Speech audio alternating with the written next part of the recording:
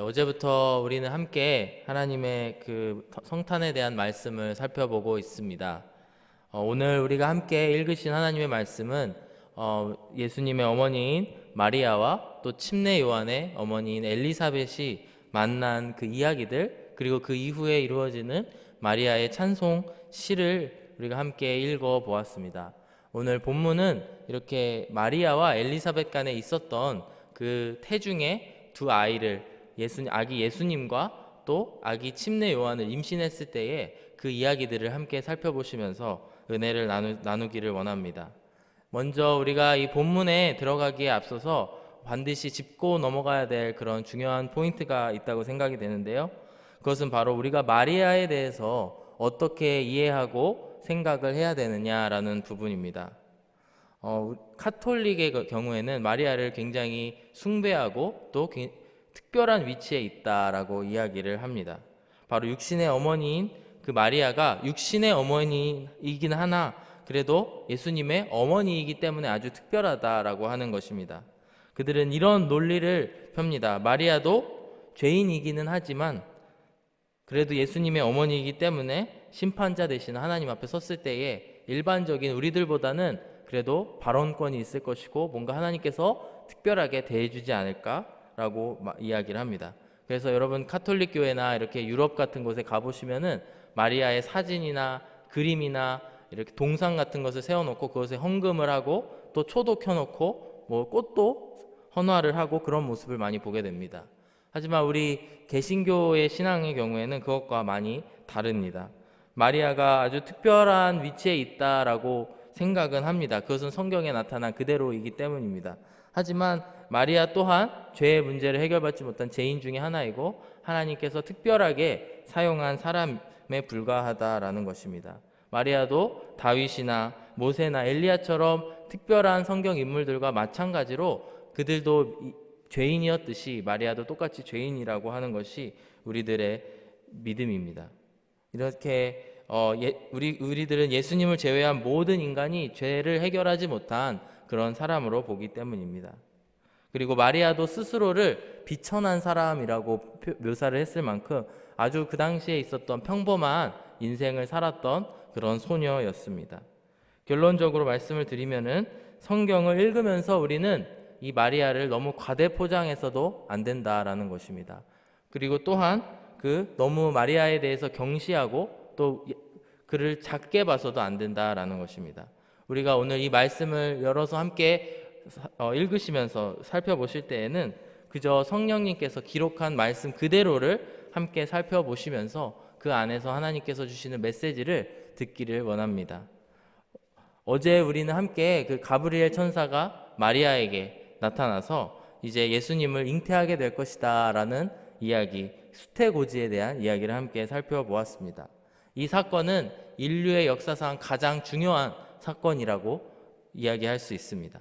하지만 우리가 평범한 인생을 살았던 마리아의 입장에 들어가서 생각을 해봤을 때 마리아 개인에게는 아주 더 큰 특별한 그런 사건이지 않을까, 너무나 당연한 이야기일 것 같습니다. 한 아이의 어머니가 된다라고 하는 것은 그저 일반적인 입장에서 봤을 때도 아주 큰 일입니다. 하지만 그것을 떠나 이 성자 예수님의 잉태하게 되는 그 사건, 시작되는 그 사건이 되었을 때에 마리아 개인은 아주 특별한 순간을 맞이했습니다. 가브리엘 천사의 말을 듣고 마리아가 보인 반응은 어땠습니까? 제가 표현하자면 아주 어리둥절하고 약간 긴가민가한 그런 모습이었다라고 이야기를 할 수 있습니다.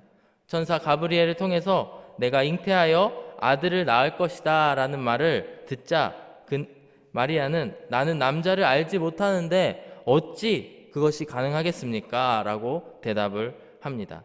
이에 가브리엘은 늙어서 더 이상 아이를 뵐 수 없는 너의 친척 엘리사벳도 지금 6개월째다. 그것이 하나님의 크신 능력이니 가서 너도 마찬가지로 예수님을 잉태하게 될 것이다 라고 이야기를 합니다. 어제 함께 읽어본 말씀인데 36절과 37절을 함께 읽어보겠습니다. 보라, 내 친족 엘리사벳도 늙어서 아들을 배었느니라. 본래 임신하지 못한다고 알려진 이가 이미 6달이 되었나니 대저 하나님의 모든 말씀은 능하지 못하심이 없느니라. 가브리엘의 말입니다.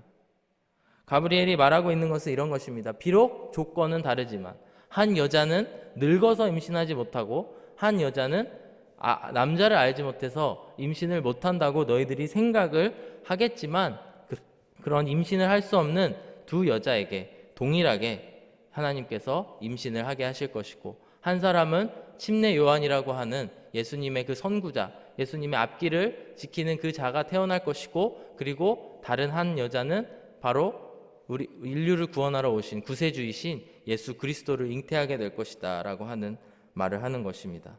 그래서 마리아는 성령으로 잉태되어서 오늘 우리가 함께 찬송하고 우리가 경배하는 우리를 구원하신 예수 그리스도를 잉태하게 되는 것입니다. 오늘 본문의 말씀을 더 보시면은 마리아 안에 어떤 마음을 가지고 이 상황들을 대처했고 또 반응을 보였는지를 볼 수가 있습니다.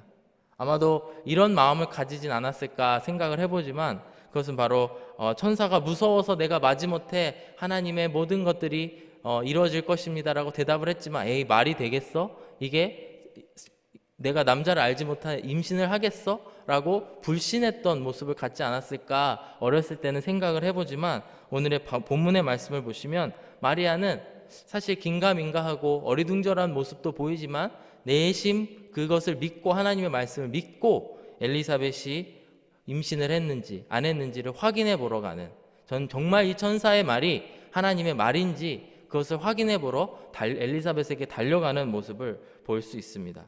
오늘 함께 읽으신 본문 39절, 40절을 다시 한번 읽겠습니다. 이때 마리아가 일어나 빨리 산골로 가서 유대한 동네에 이르러 사가랴의 집에 들어가 엘리사벳에게 문안하니 라고 말을 합니다. 39절에서 이때에 라고 하는 것은 바로 가브리엘 천사가 떠난 직후를 이야기합니다. 그때에 마리아가 일어나서 빨리 그 산골 마을, 엘리사벳이 있는 산골로 찾아갔다라고 이야기를 하는 것입니다. 마리아는 왜 즉시 일어나서 빨리 산골로 달려갔을까요? 왜 사가랴의 집으로 달려갔을까요? 바로 천사의 말이 맞는지 너무나 확인하고 싶어서, 이 자기가 잘 모르는 부분, 긴가민가한 부분을 확인하고 싶어서 하나님께 달려갔다라고 하는 것입니다. 우리 또한 하나님의 은혜를 받고 또 하나님을 만나고 예수님을 영접했을 때에 이런 반응들을 보였던 저희들의 옛모습이 기억나시지 않습니까? 처음에 하나님의 말씀을 들었을 때에 그 뜨거움이 우리들 안에 있었습니다. 저도 예수님을 영접하고 그리고 그 예수님을 너무나 사랑하게 되는 그 마음들, 처음 만났을 때, 그 말씀이 처음 나에게 임했을 때의 그런 모습들이 기억이 납니다. 그때에는 정말 이게 하나님의 말씀이 맞는지 더 알고 싶어서 어서 하나님의 말씀을 확인하러 늘 교회로 달려가고, 또 하나님의 말씀을 듣기 위해서 온갖 수단을 해서 하나님의 말씀을 들었던 기억이 납니다. 오늘 성탄을 맞아서 우리가 이 시점에 이와 같은 마리아가 누렸던 이런 모습들을 우리도 또한 회복되는 이 시간이 되었으면 좋겠습니다. 우리에게 하나님의 말씀이 임했을 때, 그 처음 만났을 때 그 기억들을 생각하시고, 또 그때 즉각 하나님의 말씀을 쫓아갔었는데, 주님, 제가 어느덧 오래된 신앙인이 되어서 너무나 해이해진 모습이 있습니다. 예수님께로, 그 말씀이신 예수님께로 달려가지 않는 저의 모습들이 있습니다. 주님, 이 성탄의 말씀을 통하여서 그런 저의 모습들을 회복시켜 주시옵소서. 함께 기도하시는 이 은혜가 넘치는 성탄이 되시기를 바랍니다. 오늘 또 본문의 41절, 45절의 말씀을 보실 텐데요. 여기서는 이제 엘리사벳과 마리아의 대화가 나옵니다. 사실 엘리사벳이 일방적으로 마리아에게 이야기를 하고 선포를 합니다. 41절을 보시면 마리아가 문안하는 소리를 듣고 엘리사벳과 또 그의 뱃속에 있는 요한이 반응을 보입니다. 엘리사벳이 마리아가 문안함을 들음에 아이가 복중에서 뛰노는지라 엘리사벳이 성령의 충만함을 받아라고 말씀을 하고 있습니다. 그리고 42절에서 45절까지의 말씀은 이렇게 성령 충만함을 입은 이 엘리사벳이 이제 마리아에게 말씀을 선포하게 되는데, 어떤 주석가들은 마치 이 엘리사벳의 모습은 구약에 나오는 선지자의 모습, 특별히 여선지자도 있지 않았습니까? 여선지자의 모습을 보는 것과 같다라고 이야기를 합니다. 42절에서 45절까지 읽어보시겠습니다. 큰 소리로 불러 이르되 여자 중에 내가 복이 있으며 내 태중의 아이도 복이 있도다. 내 주의 어머니가 내게 낳아오니 이 어찌된 일인가. 보라, 내 문안하는 소리가 내 귀에 들릴 때에 아이가 내 복중에서 기쁨으로 뛰놀았도다. 주께서 하신 말씀이 반드시 이루어지리라고 믿은 그 여자에게 복이 있도다라고 이야기를 합니다. 마리아에게 이 엘리사벳의 선포, 이 엘리사벳을 통해서 듣는 하나님의 말씀이 어떤 의미였을까요? 마음속에 조금이라도 불안한 마음, 또 잘 모르겠는 나의 무식에서 나오는 이런 믿음 없는 마음을 가지고 마리아는 엘리사벳에게 달려갔고, 엘리사벳은 성령이 충만해서 마리아에게 자신이 그동안 보고 듣고 깨달은 내용들, 그리고 그 복이 있음을, 마리아와 그 태중에 있는 아이인 예수님을 통해서 큰 복을 누릴 것임을 선포를 하고 있는 것입니다. 이런 엘리사벳과 마리아의 모습, 마리아는 그 엘리사벳의 말을 듣고 큰 은혜를 받고 확신에 차서 이후 46절 이후의 말씀에서는 하나님 아버지께 찬송의 시를 올려드리는 그런 자리로 나아가게 됩니다. 엘리사벳과 마리아의 이런 관계를 통해서 우리가 이 성탄절 전날 아침에 우리가 기억해야 될 부분은 바로 이런 아름다운 공동체를 회복해야 된다라고 하는 것입니다. 이런 두 여인의 만남은 단순히 임신한 두 여자의 만남이 아니었습니다. 서로가 경험한 은혜들을, 어떻게 하나님의 천사를 만났고 그 가운데 어떻게 하나님의 말씀이 임했는지를 서로가 나누면서 그 과정에서 하나님의 계획을 조금씩 더 알게 되고, 또 그 과정을 통해 서로가 확신에 차서 하나님의 자리로 나오게 되는 은혜를 누렸다라고 하는 것입니다. 모두 마리아와 엘리사벳 모두 연약한 그런 사람들이었습니다. 엘리사벳과 그의 남편 사가랴는 말씀에도 하나님 앞에서 의인이었다, 모든 율법을 잘 지키는 의인이었다라고 기록을 하지만 하나님의 놀라우신 그 임재하심 앞에서는 아주 낮고 작은 존재가 되어버렸던 사람들이었습니다. 마리아도 하나님이 보시기에 아주 정결한 처녀여서 선택을 하지만 그 놀라운 하나님의 그런 인도하심을 선뜻 따라가지 못하고 주저했던 그런 여인의 아주 약한 모습들을 보게 된다는 것입니다. 오늘 우리는 이 두 여인의 모습을 통해서 우리 스스로의 모습을 보게 되는 것 같습니다. 우리도 연약한 모습을 가지고 있지만 그 가운데에 하나님께서 찾아오셔서 먼저 찾아와 주셨습니다. 그럼에도 불구하고 여전히 우리들 또한 이 여인들처럼 연약한 모습, 하나님을 100% 신뢰하지 못하는 그런 모습들을 삶 속에서 보게 됩니다. 그런 우리에게 하나님의 천사는 이렇게 이야기를 하고 있습니다. 가서 엘리사벳을 보고 확인해봐라. 하나님의 말씀, 또 하나님의 역사가 어떻게 이루어지는지, 너의 주위에 있는 사람들을 바라봄으로 인해서, 또 그들의 말을 들음으로 인해서 다시 한번 확인하고 확신의 자리에 서라라고 이야기를 하고 있는 것입니다. 사랑하는 여러분, 이 성탄을 기념하는 이 절기에 우리가 기억해야 될 것은 바로 우리 안에 예수님에 대한 간증, 예수님에 대한 이야기들로 가득 차야 된다라는 것입니다. 이 두 여인의 관심사는 오직 앞으로 태어날 예수님과 침례 요한 그 아이들에 대한 이야기였습니다. 이 두 여자가 예수님의 탄생에 대한 이야기를 나누며 하나가 되었듯이 우리의 공동체 안에도 늘 예수님의 말씀을 듣고 따르는 그런 일들이 가득 차야 된다라는 것입니다. 그럴 때에 우리가 예수님에 대한 확신, 또 하나님의 말씀에 대한 확신을 가지고 살아갈 수 있다라고 하는 것입니다.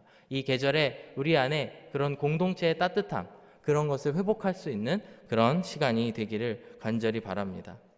이후 엘리사벳을 통해서 확신을 얻은 마리아는 찬송의 자리로 나아오게 되는데요. 46절부터 56절까지는 마리아의 찬가라고 불리는 그 유명한 하나님의 말씀입니다. 가장 핵심이 될 수 있는 말씀이 48절이라고 생각되어지는데, 한번 46절 후반부부터 한번 이 마리아의 찬가를 읽어보기를 원합니다. 내 영혼이 주를 찬양하며 내 마음이 하나님 내 구주를 기뻐하였음은 그의 요정의 비천함을 돌보셨음이라. 보라, 이제 후로는 만세의 나를 복이 있다 일컬으리로다. 능하신 이가 큰 일을 내게 행하셨으니 그 이름이 거룩하시며 긍휼하심이 두려워하는 자에게 대대로 이르는도다. 그의 팔로 힘을 보이사 마음의 생각이 교만한 자들을 흩으셨고 권세 있는 자를 그 위에서 내리치셨으며 비천한 자를 높이셨고 줄이는 자를 좋은 곳으로 배불리셨으며 부자는 빈손으로 보내셨도다. 그 종 이스라엘을 도우사 긍휼히 여기시고 기억하시되 우리 조상에게 말씀하신 것과 같이 아브라함과 그 자손에게 영원히 하시리로다. 아멘. 이 마리아의 찬가를 놓고 보면은 많은 구약의 말씀들이 인용된 것을 우리는 알 수가 있습니다. 즉 이것이 무엇을 뜻하냐면 바로 마리아의 태중에 있는 예수님이 구약의 많은 하나님의 말씀들을 성취하시기 위해서 오신 성자 예수님이라는 것입니다. 우리 안에 이 마리아의 찬송과 같은 이 찬송들이 넘쳐나기를 원하는데 48절의 말씀을 보시면 바로 그 핵심 내용이 나타납니다. 그의 여종의 비천함을 돌보셨습니다. 보라 이제 후로는 만세의 나를 복이 있다 일컬으리로다 라고 이야기를 합니다. 마리아의 찬송의 내용은 바로 가장 낮은 자리, 가장 비천한 자리, 어찌 보면 평범한 자리에 있었던 마리아를 하나님께서 선택하셔서 그 성자의 어머니, 그 잉태할 수 있는 특권을 허락하셨음을 고백하고 있습니다. 바로 이 하나님께서는 구약에도 나타났지만 많은 비천한 자리, 많은 가난한 자들을 세워주셨고 돌보셨고 또 교만한 자들, 부자들 그런 이들을 낮추셨다라고 하는 하나님을 찬송하고 있습니다.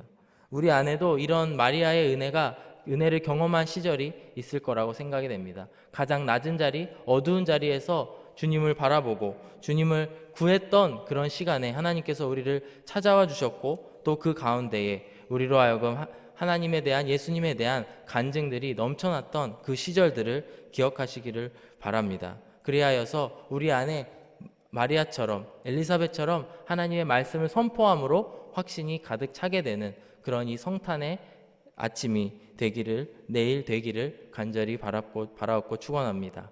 우리 안에 이 하나님의 메시지를 기억하시는 그런 이 절기가 되기를 간절히 소망합니다. 함께 기도하겠습니다. 사랑의 주님 감사합니다. 우리가 이 성탄의 계절을 맞이하면서 늘 하나님의 말씀을 기억합니다. 주님의 말씀을 통해서 우리 안에 하나님에 대한 확신이 가득 차게 하여 주시고 우리 안에 하나님의 그런 공동체들을 다시 한번 살려주셔서 아버지 하나님 우리 안에 하나님 예수님에 대한 그런 간증의 말씀이 가득 차는 그런 이 아침 될 수 있게 하여 주시옵소서. 하나님의 특별한 그 크신 사랑으로 부어주시고 우리 안에 넘쳐나는 그런 시간들 되게 하여 주시옵소서. 감사드리며 이 모든 말씀을 예수 그리스도의 이름으로 기도드렸습니다. 아멘.